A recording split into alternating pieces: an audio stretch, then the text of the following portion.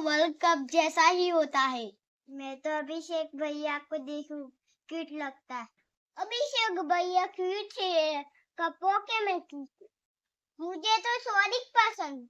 देखना India 250 run बनाएंगे और पाकिस्तान 50 रन में आउट। और धोनी वर्ल्ड कप तो शॉट मारा। अरे बेवकूफ, धोनी तो रिटायर हो गया। क्या धोनी रिटायर हो गया? तो हेलीकॉप्टर कौन चलाता है? आज गिल 100 रन बनाएगा। आज तो अभिषेक भैया 100 रन बनाएगा। पाकिस्तान टीम 100 नहीं बनाएगी।